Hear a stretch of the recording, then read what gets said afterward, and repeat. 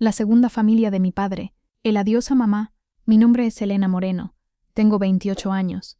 Y esta es la historia de cómo el día del funeral de mi madre descubrí que toda mi vida había sido construida sobre mentiras. El día en que una mujer desconocida apareció en el cementerio reclamando ser la verdadera esposa de mi padre, con 3 hijos que supuestamente eran mis hermanos. Todo comenzó un lunes 12 de marzo, cuando el teléfono sonó a las 3 de la mañana. Ese tipo de llamadas nunca traen buenas noticias. Era el Hospital General de Mérida, Yucatán. ¿Señorita Moreno? Sí, soy yo. Su madre, la señora Carmen Moreno, fue ingresada hace una hora. Sufrió un infarto masivo. Necesitamos que venga inmediatamente. El trayecto en taxi desde mi departamento en la colonia Itzimna hasta el hospital fue el más largo de mi vida. Marqué a mi padre 3 veces. No contestó ninguna. Típico de él, Sergio Moreno, el hombre que siempre estaba ocupado con su trabajo como representante de ventas, viajando constantemente por toda la península. Cuando llegué al hospital, ya era demasiado tarde. Mi madre había muerto 20 minutos antes de mi llegada. Tenía 52 años. Lo sentimos mucho, dijo el doctor, un hombre joven con ojos cansados. Hicimos todo lo posible, pero el daño al corazón fue demasiado extenso. Me dejaron verla. Ahí estaba, en esa cama de hospital, con una sábana blanca cubriéndola hasta el pecho. Se veía tranquila, como si estuviera durmiendo. Tomé su mano, todavía tibia, y lloré como no había llorado en años. Mi madre y yo teníamos una relación complicada. Durante mi adolescencia peleábamos constantemente. Yo la culpaba por quedarse con un hombre que claramente no la amaba, que apenas estaba en casa, que la trataba con indiferencia. Ella me decía que no entendía el matrimonio, que las cosas eran más complicadas de lo que parecían. Cuando cumplí 23 años y finalmente me mudé, nuestra relación mejoró. Nos veíamos cada semana para comer. Ella me contaba sobre su trabajo como maestra de primaria, sobre sus amigas, sobre las telenovelas que veía. Nunca hablábamos de mi padre. Era un tema prohibido entre nosotras. Ahora estaba ahí, muerta, y yo nunca tendría la oportunidad de preguntarle todas las cosas que había querido preguntar. Finalmente logré contactar a mi padre a las 6 de la mañana.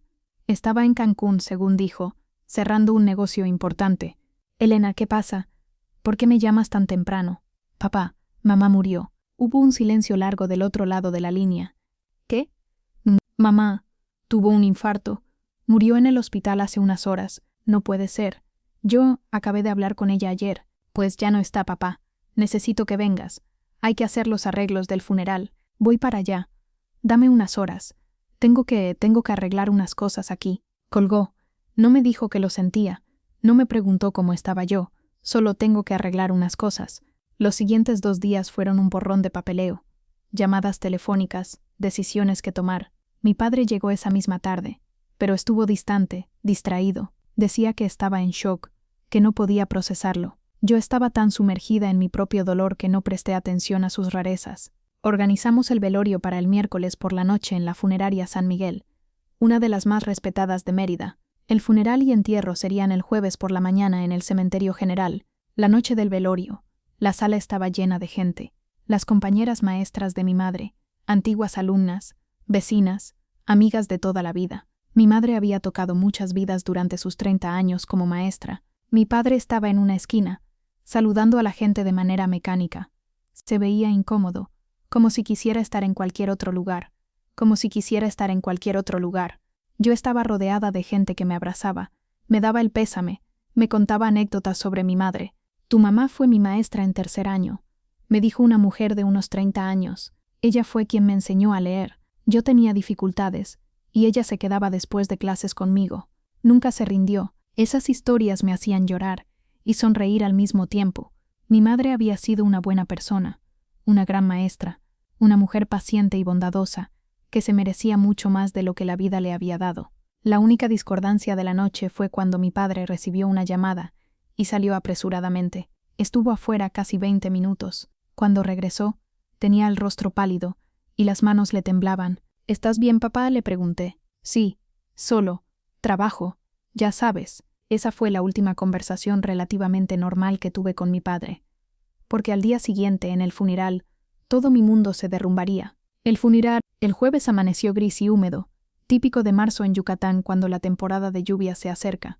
El funeral estaba programado para las 10 de la mañana en la parroquia de Santiago, cerca de donde mi madre había vivido toda su vida. Me vestí con un traje negro sencillo, me recogí el cabello, me maquillé lo suficiente para ocultar las ojeras de 3 días sin dormir bien. Mi padre pasó por mí a las 9. En el auto, iba callado. Sus manos apretaban el volante con demasiada fuerza. Tenía el rostro tenso, como si estuviera esperando que algo terrible sucediera. «Papá, ¿seguro que estás bien?» «Estoy bien, Elena. Solo es difícil. Tu madre y yo estuvimos juntos casi 30 años». Casi 30 años. No exactamente 30. Se habían casado cuando mamá tenía 23 y él 25. Yo nací un año después, 29 años de lo que ella creía que era su matrimonio. La iglesia estaba llena. La gente de verdad había amado a mi madre. El ataúd estaba al frente, rodeado de flores blancas y amarillas, sus favoritas. Sobre el ataúd había una fotografía de ella de hace unos 10 años, sonriendo, viéndose hermosa y llena de vida. La misa comenzó. El padre Gutiérrez habló sobre la vida eterna, sobre el descanso del alma, sobre cómo mi madre estaba ahora en un lugar mejor.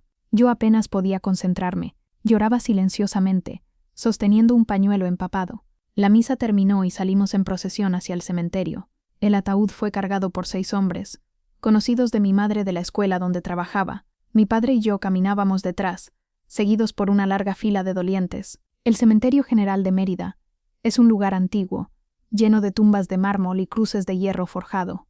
El panteón que mi padre había comprado años atrás estaba en la sección sur, bajo un árbol de laurel grande.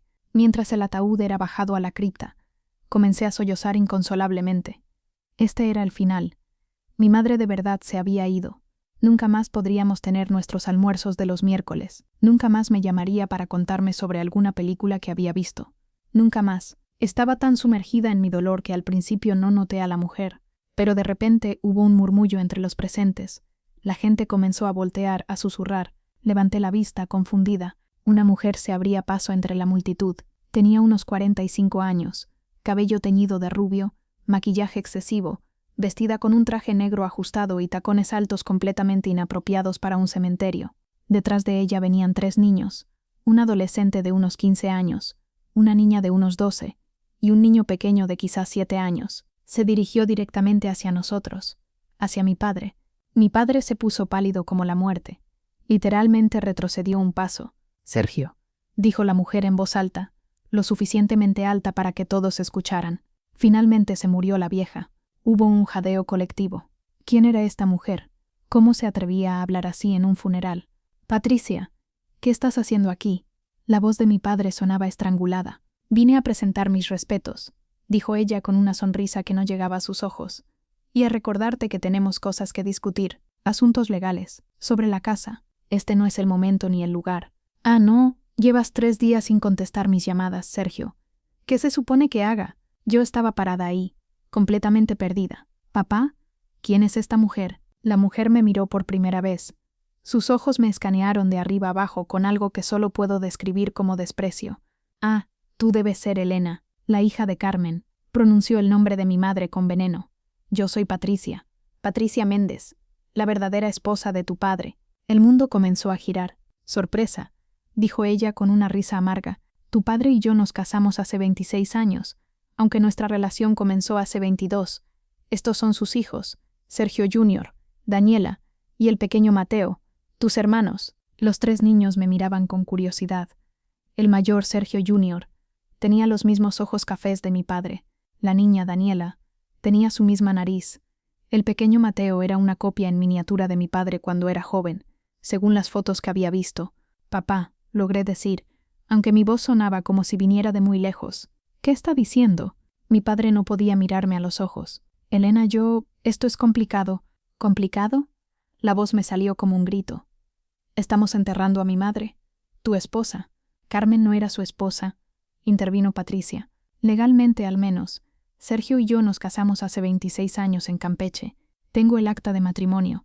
Carmen era solo su otra mujer, su querida, si quieres verlo así. Eso no es cierto, dije, aunque mi voz carecía de convicción. Mis padres se casaron. Yo he visto las fotos de la boda. ¿Has visto el acta de matrimonio?, preguntó Patricia con una sonrisa cruel. Porque yo te puedo mostrar la mía ahora mismo. Sacó de su bolso un documento. Lo abrió y me lo mostró. Ahí estaba, sellado y firmado.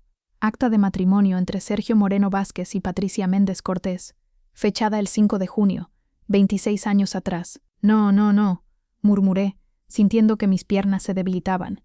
Esto no puede estar pasando. Alguien me sostuvo antes de que cayera. Era don Miguel, uno de los amigos de mi madre de la escuela.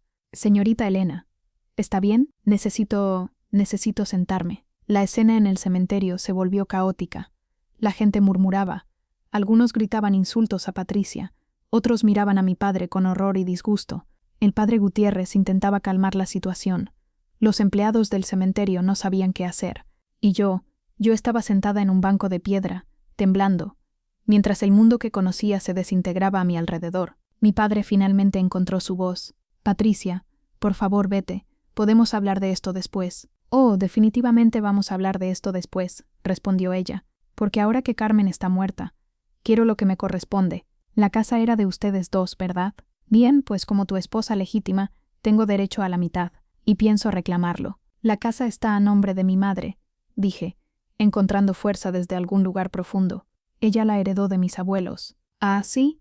Patricia me miró con escepticismo. ¿Tienes los papeles que lo prueben? Porque si hay alguna ambigüedad, si tu padre contribuyó de alguna manera, entonces como su esposa tengo derechos. Esto es una locura. Esto es la ley, querida. Y voy a contratar al mejor abogado de Mérida, para asegurarme de que mis hijos y yo recibamos lo que nos corresponde. Dicho esto, Patricia se dio la vuelta y se fue, sus tacones haciendo eco en el pavimento del cementerio. Los 3 niños la siguieron, pero el mayor, Sergio Jr., volteó a verme una vez más antes de irse. Había algo en su expresión. ¿Pena? ¿Culpa? No podía descifrarlo. El resto del funeral transcurrió en una niebla. Bajaron el ataúd, echaron tierra. La gente se dispersó, murmurando sobre el escándalo. Algunos se acercaron a darme el pésame, a preguntarme si estaba bien. Yo asentía mecánicamente. Cuando finalmente quedamos solos en el cementerio, solo mi padre y yo, lo miré a los ojos. Explícamelo, dije con voz fría. Explícame cómo es posible que tengas otra familia, otra esposa, otros hijos. Y ahí, de pie junto a la tumba de mi madre, mi padre comenzó a contarme la verdad que había estado ocultando durante más de 2 décadas. La doble vida. Nos sentamos en un banco alejado de la tumba de mi madre. Mi padre tenía la cabeza entre las manos. Yo lo miraba, esperando, sintiéndome entumecida. Conocí a Patricia cuando tenía 23 años. Comenzó finalmente. Trabajaba en Campeche, en la sucursal de la empresa. Ella era recepcionista. Nos hicimos amigos, luego novios. Cuando me ofrecieron una posición mejor en Mérida, ella no quiso mudarse. Dijo que su familia estaba en Campeche, que no podía dejarlos. Entonces rompimos. O eso pensé. Vine a Mérida. Conocí a tu madre 6 meses después. Carmen era hermosa, inteligente, bondadosa. Me enamoré de ella. Nos casamos en una ceremonia civil pequeña, o al menos, eso fue lo que le dije a ella. Me quedé sin aliento. Nunca registré el matrimonio, Elena. Hicimos una ceremonia, con testigos, con fiesta, con todo. Pero yo nunca entregué los papeles al registro civil. Carmen pensaba que estábamos casados, pero legalmente nunca lo estuvimos. ¿Por qué harías algo así? Porque Patricia había vuelto a aparecer. Me dijo que estaba embarazada. Me suplicó que me casara con ella. Y como un idiota, como un cobarde, lo hice. Nos casamos en Campeche, lejos de Mérida, donde nadie nos conociera. Viví como bígamo de facto, aunque técnicamente solo estaba casado con Patricia. Todo este tiempo, susurré, todo este tiempo mamá pensó que estaba casada contigo. Sí, ¿y los niños? 3 hijos con Patricia. Sergio Jr. nació cuando tú tenías 13 años. Patricia y yo habíamos estado juntos intermitentemente durante esos años, aunque estaba viviendo principalmente con tu madre. Luego Daniela nació cuando tenías 16, y el último, Mateo, llegó muchos años después, hace 7 años, cuando tú ya eras adulta y yo ya llevaba demasiado tiempo huyendo de todo. ¿Cómo? La pregunta salió como un grito. ¿Cómo es posible mantener 2 familias durante tanto tiempo? Mi trabajo, explicó él, su voz monótona. Viajando constantemente. Le decía a tu madre que estaba en ventas, visitando clientes por toda la península. Parte de eso era cierto, pero también pasaba tiempo en Campeche, con Patricia y los niños. Dividía mi tiempo. Una semana aquí, una semana allá, a veces más. Patricia sabía sobre tu madre desde el principio. Fue un acuerdo que hicimos. ¿Un acuerdo? Ella aceptó compartirme a cambio de seguridad financiera. Yo le compré una casa en Campeche. Le pagaba todo. A cambio ella guardaba el secreto. ¿Y mamá nunca sospechó? Si lo hizo, nunca dijo nada. Tu madre era una mujer que valoraba la paz sobre la confrontación. Creo que tal vez en el fondo sabía que algo estaba mal, pero prefería no saberlo con certeza. Eso me rompió el corazón aún más. La imagen de mi madre, viviendo en negación, aceptando las ausencias de mi padre, las excusas débiles, las mentiras. ¿Por qué nunca te fuiste? ¿Por qué no elegiste una familia sobre la otra? Porque soy un cobarde, dijo él, y por primera vez escuché verdadera emoción en su voz, porque no podía soportar la idea de lastimar a ninguna de ustedes. Así que las lastimé a ambas viviendo esta mentira. Pero ahora mamá está muerta, y Patricia quiere la casa. Sí, la casa que mamá heredó de mis abuelos, la casa donde crecí. Técnicamente, si yo contribuí a los gastos de la casa durante todos estos años, Patricia podría tener un caso legal. Como mi esposa legítima, podría reclamar derechos sobre la propiedad comunal. ¿Contribuiste? Mi padre dudó. Pagaba algunos servicios. La luz, el agua, reparaciones ocasionales. Pero la hipoteca, los impuestos, el mantenimiento, todo eso lo pagaba mamá con su salario. Sí, pero un abogado podría argumentar. No, lo interrumpí, poniéndome de pie. No voy a permitir que esa mujer tome la casa de mi madre. Es lo único que me queda de ella. Elena, entiendo cómo te sientes, pero Patricia tiene derechos legales. ¿Derechos? ¿Qué hay de los derechos de mi madre? De haber sido engañada durante 29 años, de haber vivido una mentira. Tu madre ya no está aquí para reclamar nada. Esas palabras me golpearon como una bofetada. ¿Sabes qué? No puedo ni mirarte ahora mismo. Elena, no. Vete. Vete antes de que diga algo que no pueda retractar. Mi padre se quedó ahí por un momento, pareciendo querer decir algo más. Finalmente se levantó y caminó hacia el estacionamiento, sus hombros encorvados como los de un hombre mucho mayor. Yo me quedé en el cementerio hasta que comenzó a oscurecer. Hablé con mi madre, aunque su cuerpo estaba bajo tierra. Le pedí perdón por no haberme dado cuenta. Le dije que pelearía por su casa, por su memoria, por su dignidad. Y cuando finalmente me fui, ya sabía lo que tenía que hacer. Iba a necesitar un abogado.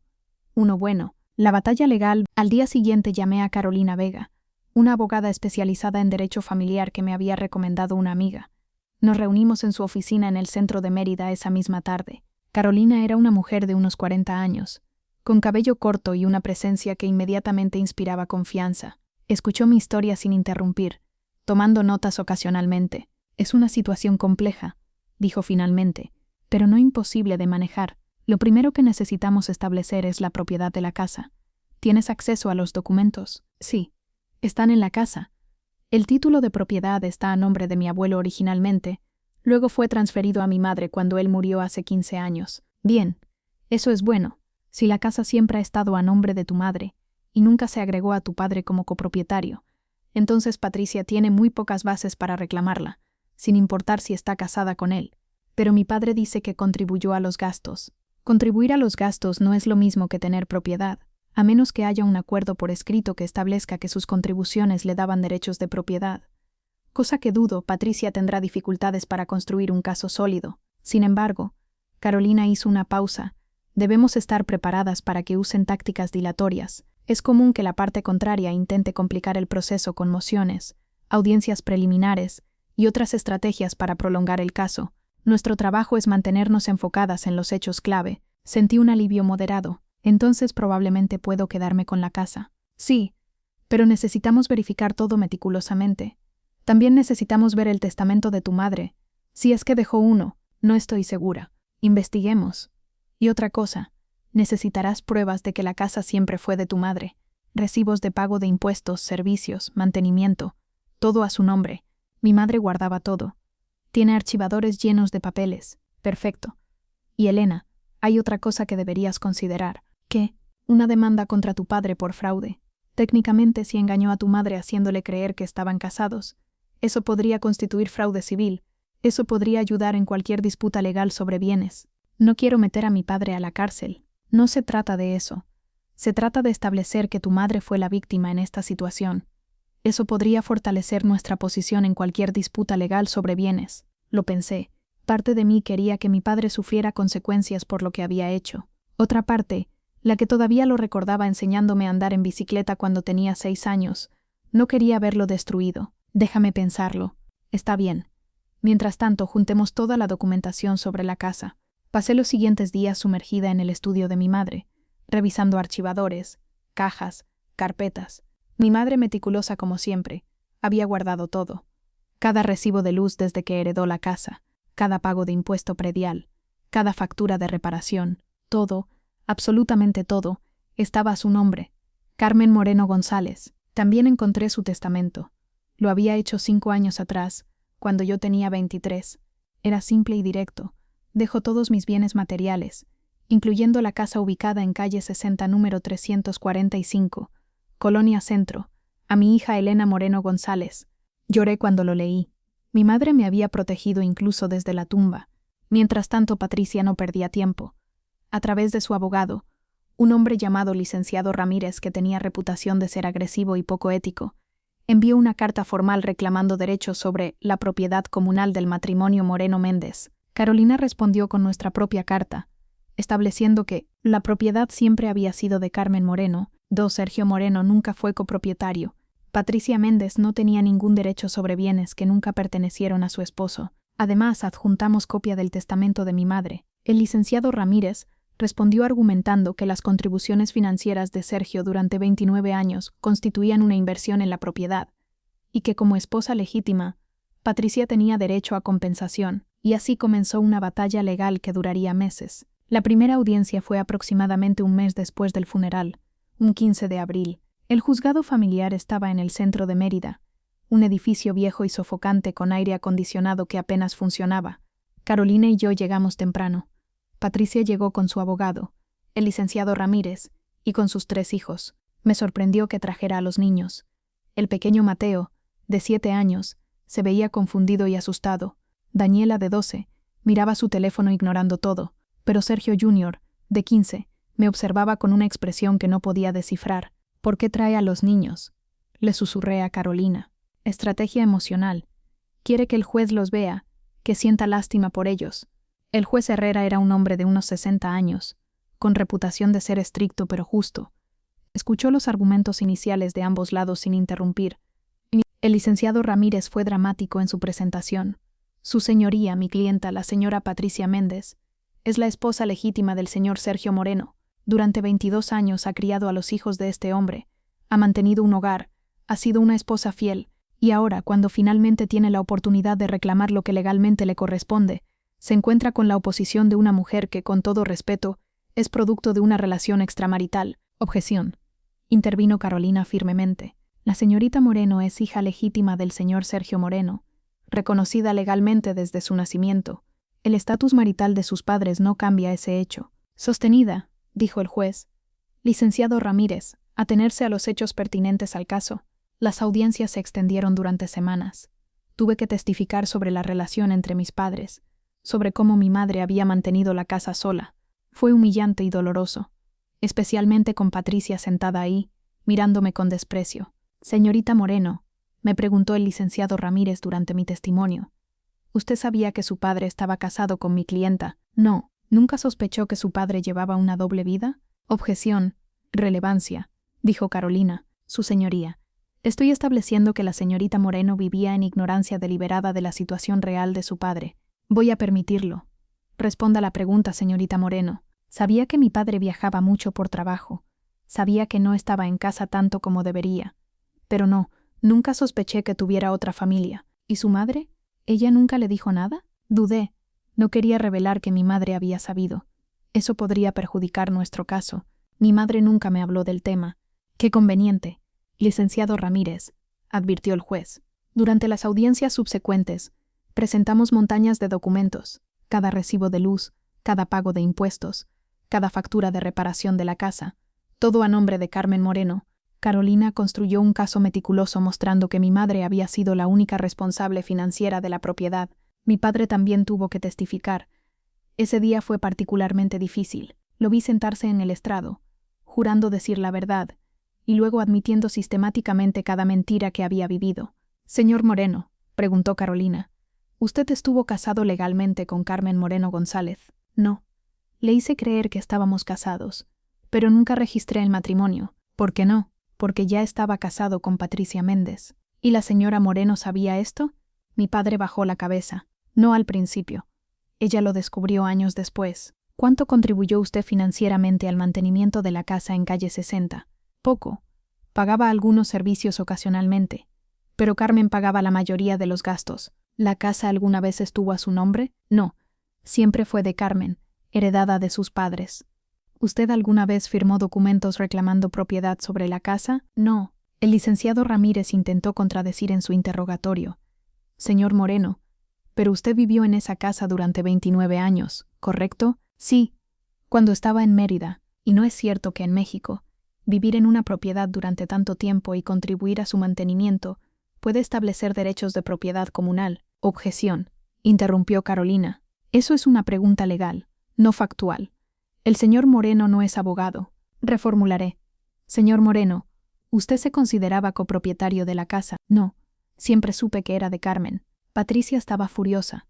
En una audiencia, cuando el juez estaba a punto de fallar en mi favor en una moción preliminar, ella explotó. Esto es injusto. Sergio estuvo casado conmigo. Yo soy su esposa. Carmen era solo su querida. Señora Méndez, dijo el juez con voz severa, le sugiero que controle sus emociones o la sacaré de esta sala. Pero es la verdad. Esa mujer me robó a mi esposo durante años. Señora Méndez, última advertencia. Patricia se sentó, respirando pesadamente, sus manos apretadas en puños. Sus hijos se veían avergonzados. Sergio Jr. particularmente parecía querer desaparecer. Después de esa audiencia, mientras salíamos del juzgado, Sergio Jr. se me acercó. ¿Puedo hablar contigo un momento? Carolina me miró interrogativamente. Asentí. Dame un minuto. Nos alejamos del grupo. Sergio Jr. tenía las manos en los bolsillos, mirando al suelo. Quiero que sepas que yo no quiero tu casa, dijo. Ni Daniela ni Mateo tampoco. Es mi mamá. Ella está furiosa con tu papá, con nuestro papá, y está tomándolo contigo, lo cual no es justo. ¿Por qué me dices esto? Porque somos hermanos, medio hermanos, pero hermanos. Y todo esto está mal. Nuestra familia, tu familia, todo es un desastre por lo que hizo papá. No es tu culpa, lo sé, pero igual me siento mal. Mi mamá sabía desde el principio que papá tenía otra familia. Nunca le importó mientras él le diera dinero. Pero ahora que Carmen, que tu mamá murió, de repente quiere todo. ¿Tu mamá te pidió que hablaras conmigo? No. Ella me mataría si supiera que estoy hablando contigo. Solo quería que supieras que no todos estamos de acuerdo con lo que está haciendo. Lo miré con nuevos ojos. Era solo un niño, atrapado en un desastre creado por adultos. Gracias por decírmelo. Ese intercambio me quedó dando vueltas en la cabeza durante días. Sergio Jr. era inocente en todo esto. Igual que Daniela y Mateo, igual que yo, todos éramos víctimas de las decisiones de nuestro padre. Pero Patricia tenía un último as bajo la manga. Su abogado presentó una moción solicitando pruebas de ADN. ¿Para qué?, pregunté a Carolina confundida. Quieren establecer la paternidad de los otros hijos, explicó ella. Si pueden probar que Sergio es padre de esos 3 niños, podrían argumentar que ellos también tienen derecho a herencia. Herencia. Pero mi madre no les dejó nada. No de tu madre, de tu padre. Si tu padre muere, sus bienes se dividen entre todos sus hijos. Y si ellos son reconocidos legalmente como sus hijos, tienen tanto derecho como tú. Pero esto no es sobre la herencia de mi padre. Es sobre la casa de mi madre. Lo sé. Pero están tratando de complicar las cosas, de crear confusión. Es una táctica de distracción. Las pruebas de ADN se realizaron. Los resultados confirmaron lo que ya sabíamos. Sergio Jr., Daniela y Mateo eran hijos biológicos de mi padre. Lo que no esperábamos era lo que vino después. El licenciado Ramírez presentó una nueva demanda. Esta vez no solo contra mí, sino contra mi padre también. Demandaban que Sergio reconociera legalmente a los 3 niños y estableciera pensión alimenticia retroactiva. Están jugando duro, dijo Carolina. Tu padre nunca los registró como sus hijos. Legalmente para el gobierno, esos niños no tienen padre. ¿Y eso qué significa? Significa que Patricia puede demandarlo por manutención de 22 años que nunca pagó oficialmente. Estamos hablando de millones de pesos. Vi a mi padre una semana después. Había perdido peso. Tenía ojeras profundas. Se veía como un hombre derrotado. Lo siento, Elena, me dijo. Nunca quise que las cosas llegaran tan lejos. ¿Qué vas a hacer? Voy a reconocer a los niños. Es lo correcto. Son mis hijos. Y la pensión retroactiva. Voy a tener que vender la casa de Campeche, mis ahorros, todo. Una parte oscura de mí sintió satisfacción ante su sufrimiento, pero otra parte, la que todavía lo amaba a pesar de todo, sentía pena. Patricia sabía que ibas a terminar así. Patricia solo piensa en Patricia. Siempre ha sido así. Pensé que la amaba. Pero ahora me doy cuenta de que solo era conveniente. Con tu madre era diferente. Ella me amaba de verdad, y yo la amaba a ella. Pero fui demasiado cobarde para elegirla completamente. ¿Por qué me cuentas esto ahora? Porque quiero que sepas la verdad. Toda la verdad. Hay cosas sobre tu madre que necesitas saber. Los secretos de mamá. Nos reunimos en un café tranquilo lejos del centro. Mi padre trajo una caja de zapatos vieja. Tu madre sabía, dijo sin preámbulos, sobre Patricia, sobre los niños. Lo supo durante al menos los últimos 10 años. El mundo se detuvo. ¿Qué? Hace 10 años, cuando Daniela nació, Patricia me chantajeó. Dijo que si no le compraba una casa más grande, le diría todo a Carmen. Tuve que sacar un préstamo grande. Tu madre vio los papeles. Me confrontó. ¿Y qué le dijiste? Le dije la verdad, todo. Esperaba que me dejara, que me echara de la casa. Pero no lo hizo. ¿Por qué no? Porque me amaba. Y porque ella también tenía un secreto. Abrió la caja de zapatos. Dentro había cartas. Tu madre tuvo un amor en su juventud. Antes de conocerme. Se llamaba Roberto Castillo. Fueron novios durante 5 años. Él quería casarse con ella, pero la familia de él se opuso. Roberto era de una familia rica de Mérida, y tu madre era solo una maestra. Sus padres lo enviaron a estudiar a Europa. Tomé una de las cartas.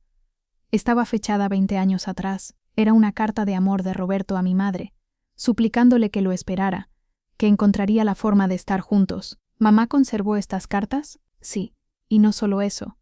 Roberto volvió a Mérida hace 15 años. Intentó contactar a tu madre. Ella se negó a verlo al principio, pero eventualmente cedió. Comenzaron a verse, solo como amigos, me juró. Pero yo sé que él quería más. ¿Mamá lo amaba? Creo que parte de ella nunca dejó de amarlo. Pero era leal, incluso cuando supo sobre Patricia. Incluso cuando le di razones más que suficientes para dejarme. Se quedó, por ti, me dijo. No quería que crecieras en un hogar roto. Lágrimas corrían por mi rostro. Sacrificó su felicidad por mí, sí, y yo la dejé. Dejé que se sacrificara, que viviera en esta mentira, porque era más fácil que enfrentar las consecuencias de mis acciones. ¿Roberto sigue vivo? Sí. De hecho, estuvo con tu madre en sus últimas semanas. Ella estaba enferma, Elena. El infarto no fue repentino. Había tenido problemas cardíacos durante meses. Yo no lo sabía porque casi nunca estaba aquí, pero Roberto sí. Él fue quien la cuidó, quien la acompañó a las citas médicas. Sentí una mezcla de emociones. Rabia hacia mi padre por su negligencia. Gratitud hacia Roberto por estar ahí cuando mi padre no estuvo. Tristeza por mi madre que había amado a 2 hombres y había sido traicionada por uno. ¿Por qué me cuentas esto? Porque Roberto quiere verte. Tiene algo para ti, algo que tu madre le pidió que te diera. 3 días después conocí a Roberto Castillo en su casa en la colonia García Ginerés, una de las más elegantes de Mérida. Era un hombre distinguido de 60 años, con cabello plateado y ojos bondadosos que se iluminaron cuando me vio. La casa era hermosa. Una casona colonial restaurada con un jardín lleno de bugambilias y jazmines. El olor a flores me recordó al jardín de mi abuela, donde mi madre solía llevarme de niña. Elena me saludó con calidez genuina. Te pareces tanto a ella. Los mismos ojos, la misma forma de inclinar la cabeza cuando estás pensando. Me llevó a una sala llena de libros y fotografías, y ahí, en un estante especial, había varias fotos de mi madre de cuando era joven. Era impactante verla así. Tenía mi edad, quizás un poco menor, con el cabello largo y suelto, sonriendo con una alegría que nunca vi en ella durante mi vida. Tu madre fue el amor de mi vida. Me confesó mientras nos sentábamos con café. La conocí cuando ella tenía 19 años. Yo tenía 21. Ella era estudiante de pedagogía en la normal. Yo estudiaba administración de empresas. Nos conocimos en una biblioteca. Me mostró más fotografías. Mi madre y Roberto en la playa de Progreso, en el paseo de Montejo, en el parque de Santa Ana. Se veían tan felices juntos, tan llenos de vida y esperanza. Fue amor a primera vista para mí, continuó Roberto, con una sonrisa nostálgica. Carmen era brillante, divertida, apasionada por la enseñanza. Hablaba de querer cambiar el mundo un niño a la vez. Era especial. ¿Qué pasó? Roberto suspiró profundamente.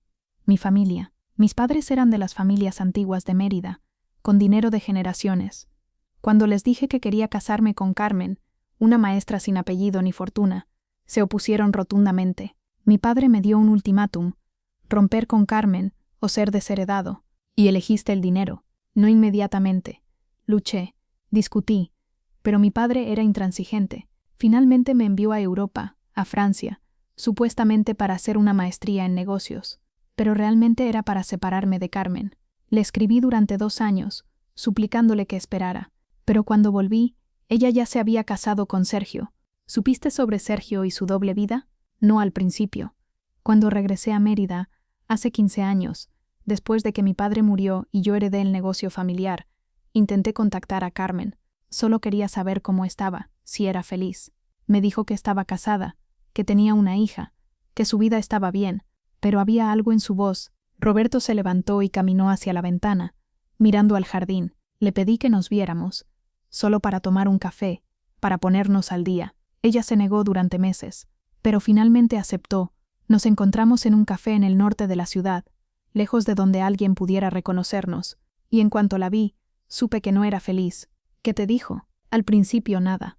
Hablamos de cosas superficiales, su trabajo, mi negocio, el clima, pero había una tristeza en ella que no podía esconder. Finalmente, después de nuestra tercera reunión, me contó sobre Sergio, no todo, todavía no sabía sobre Patricia en ese momento, pero me dijo que su esposo casi nunca estaba, que se sentía sola, que sentía que su matrimonio era una mentira. Le dijiste que la amabas. Sí.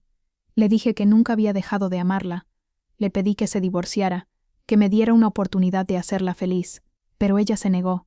Dijo que no podía hacerte eso, que ya había sufrido suficiente con un padre ausente, que no iba a añadir un divorcio a tu dolor. Las lágrimas corrían por mi rostro.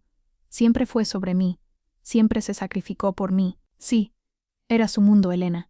Hablaba de ti constantemente, de lo orgullosa que estaba de ti, de lo inteligente y fuerte que eras. Decía que si su matrimonio con Sergio había servido para darte vida, entonces había valido la pena. Pero se quedó con un hombre que no la amaba. Sergio sí la amaba, a su manera egoísta. Eso es lo complicado.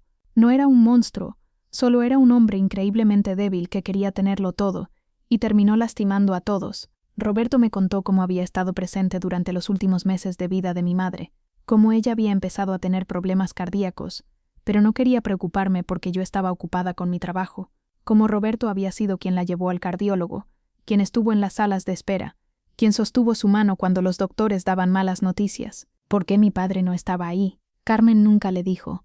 Cuando Sergio llamaba, ella le decía que todo estaba bien. Creo que en ese punto, ella ya había aceptado que él nunca iba a cambiar. Había hecho las paces con eso. ¿Cuándo supo sobre Patricia? Hace 10 años. Sergio cometió el error de dejar unos papeles en la casa. Carmen los encontró, documentos de una hipoteca para una casa en Campeche, a nombre de él y Patricia. Investigó y descubrió todo, el matrimonio, los niños, la doble vida completa. ¿Y se quedó de todas formas? Sí, vino a verme ese día. Nunca la había visto tan destrozada. Lloró durante horas. Le dije que era su oportunidad de salir, de empezar de nuevo conmigo. Pero tenías 18 años en ese momento. Estabas a punto de entrar a la universidad. Carmen dijo que no podía desarmar tu vida en un momento tan crucial. Podría haberse divorciado. Y yo lo habría entendido, tal vez. Pero tu madre era de otra generación, Elena. Para ella, el divorcio era un fracaso. Y más que eso, creo que parte de ella todavía amaba a Sergio. A pesar de todo, el amor no es lógico. A veces amamos a personas que no nos merecen. Roberto me entregó el sobre que mi madre le había dado. Esto es para ti. Tu madre me lo dio 2 semanas antes de morir. Me hizo prometerle que te lo daría si algo le pasaba. Me dijo, si muero y Elena descubre sobre Sergio y Patricia, por favor dale esto, necesitará entender. Abrí el sobre con manos temblorosas. Dentro había la carta de mi madre. Y también había algo más, fotografías. Eran fotos de mi madre y Roberto, de hace 15 años, tomadas en secreto, viéndose en cafés, caminando por parques, riendo juntos. Se veían felices de una manera que nunca había visto a mi madre con mi padre. Leí la carta con lágrimas empañando mi visión mientras mi madre me explicaba sus decisiones. Su amor por mí, su amor dividido entre 2 hombres. Mi querida Elena, comenzaba, si estás leyendo esto significa que ya no estoy contigo.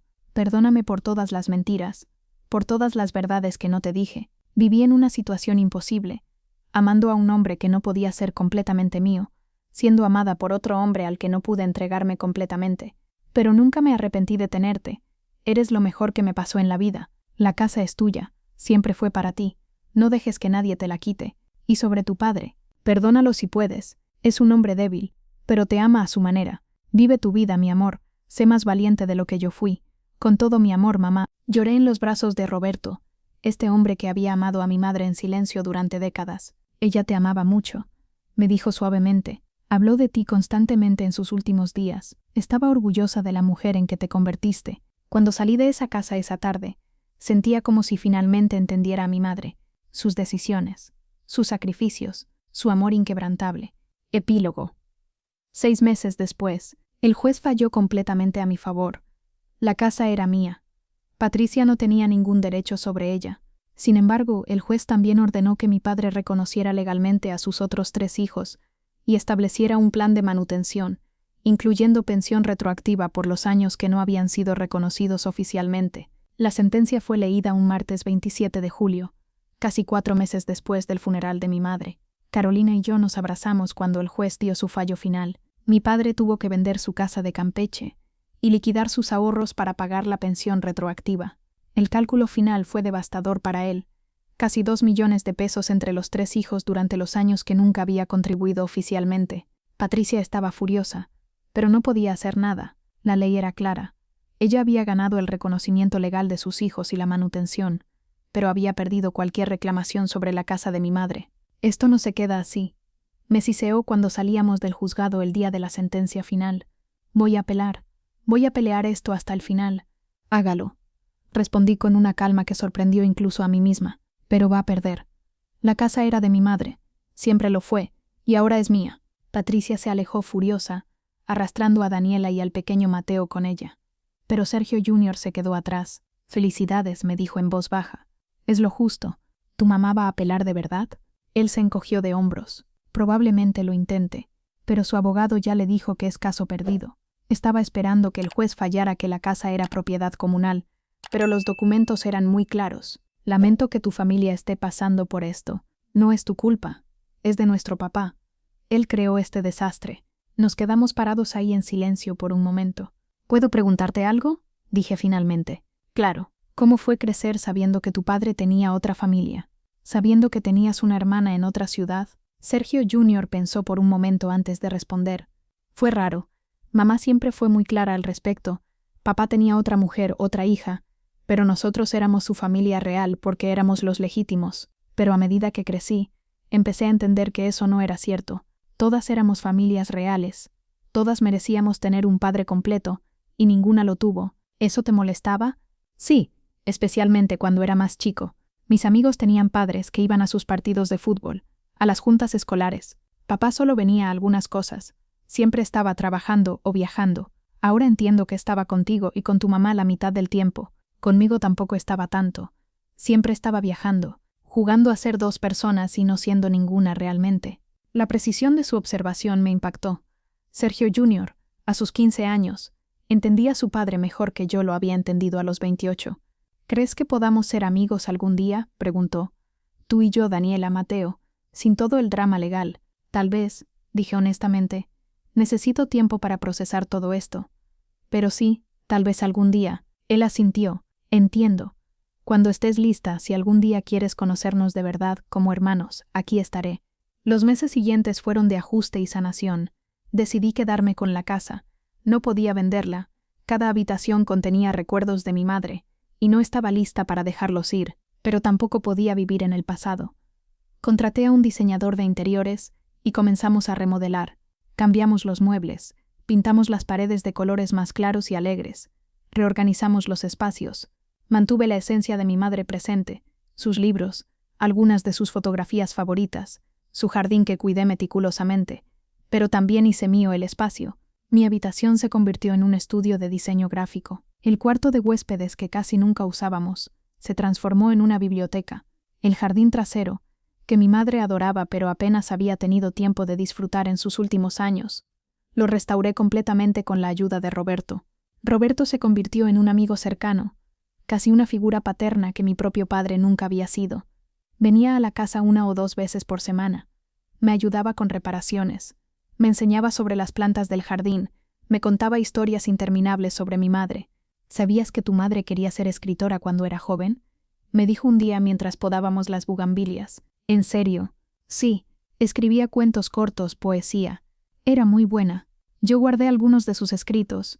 Si algún día quieres leerlos, me encantaría. Una tarde, Roberto me trajo una caja llena de cuadernos. Eran los escritos de mi madre, de cuando tenía 20 años. Los leí emocionada, descubriendo facetas de ella que nunca había conocido. Era como descubrir a una persona completamente nueva, la mujer que mi madre había sido antes de que las responsabilidades y las decepciones la transformaran. Mi relación con mi padre se volvió distante pero cordial. Lo veía ocasionalmente para comidas incómodas, donde hablábamos de todo excepto del pasado. Sabía que eventualmente tendría que perdonarlo completamente, pero todavía no estaba lista. En una de esas comidas, 6 meses después del fallo final, mi padre me dijo algo inesperado. Elena, sé que no tengo derecho a pedirte nada, pero hay algo que necesito decirte. ¿Qué? ¿Qué? He estado yendo a terapia, desde que todo esto comenzó. Mi terapeuta me está ayudando a entender por qué hice lo que hice, por qué les hice esto a ustedes. ¿Y qué has descubierto?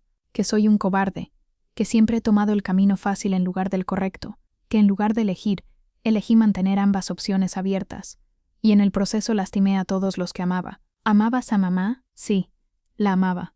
También amaba a Patricia a mi manera, aunque no de la misma forma, pero sobre todo, me amaba a mí mismo, mi comodidad, mi ego, mi necesidad de ser necesitado por 2 mujeres, y eso es imperdonable. Era la primera vez que lo escuchaba tomar responsabilidad real por sus acciones, sin excusas, sin justificaciones. No sé si puedo perdonarte, le dije honestamente. Lo sé, y no te estoy pidiendo que lo hagas. Solo quiero que sepas que estoy tratando de ser mejor, para mis otros hijos al menos. Ya es demasiado tarde para tu madre, y probablemente demasiado tarde para ti, pero Sergio, Daniela y Mateo todavía son jóvenes. Todavía puedo ser un buen padre para ellos. ¿Y Patricia? Nos estamos divorciando. Ella presentó los papeles el mes pasado. Dice que si no voy a poder darle la casa de tu madre, entonces ya no me necesita. Creo que tiene razón. Nunca nos amamos realmente. Fue una transacción desde el principio. Me sentí mal por él, lo cual me sorprendió. A pesar de todo, era mi padre, y verlo tan quebrado, tan solo, me dolía. Los niños me necesitan, continuó. Especialmente ahora que Patricia y yo nos divorciamos. Voy a mudarme a un departamento cerca de su escuela en Campeche. Voy a estar presente de verdad por primera vez en sus vidas. Eso es bueno. ¿Crees que algún día podrías, no sé, tal vez conocerlos, a tus hermanos? No por mí, sino por ustedes. Lo pensé. Tal vez. Sergio Jr. me habló después del juicio. Parece un buen chico. Lo es. Los 3 lo son. A pesar de todo, Patricia fue una buena madre. Mejor de lo que yo fui padre. Después de esa conversación, las cosas entre mi padre y yo mejoraron marginalmente. No era perdón, no todavía, pero era un comienzo. Una tarde, casi 6 meses después del fallo, estaba organizando las cosas de mi madre cuando encontré una caja en el fondo de su closet. Dentro había diarios, años y años de diarios donde mi madre había escrito sus pensamientos más íntimos. Pasé una semana entera leyendo, procesando cada palabra mientras mi madre documentaba su vida. Cada entrada era una ventana a su alma, su amor por Roberto, su matrimonio con mi padre, el momento en que descubrió sobre Patricia, su decisión de quedarse, su dolor silencioso, su amor inquebrantable por mí. En la última entrada, fechada 2 semanas antes de su muerte, escribió: Elena cumplirá 29 el próximo mes. Es tan hermosa, tan fuerte, tan independiente, mucho más valiente de lo que yo fui. Me preocupa lo que pasará cuando me vaya. ¿Sergio finalmente le dirá la verdad? ¿Cómo reaccionará? ¿Me odiará por haberle mentido todos estos años? Espero que entienda que todo lo hice por amor a ella. Espero que encuentre su propio camino, que no cometa mis errores, que elija la valentía sobre el miedo, que elija la verdad sobre la mentira, que elija su propia felicidad sobre el sacrificio. Te amo, mi niña. Siempre te amaré. Mamá. Cerré el diario y miré alrededor de la casa, mi casa ahora, llena de recuerdos, de dolor, de amor complicado y verdades difíciles. Mi madre había sacrificado su felicidad por mí, había vivido una mentira para protegerme, y aunque no estaba de acuerdo con sus decisiones, ahora las entendía. La segunda familia de mi padre había irrumpido en mi vida en el peor momento posible, pero en su intrusión me habían dado un regalo sin querer, la verdad completa sobre quién era mi madre, quién era mi padre, y quién podía elegir ser yo. Decidí que honraría a mi madre no viviendo como ella vivió, en secreto y sacrificio, sino viviendo auténticamente, valientemente, eligiendo mi propia verdad. La casa era mía, la verdad era mía, y mi futuro era mío para escribirlo. Mi madre estaría orgullosa.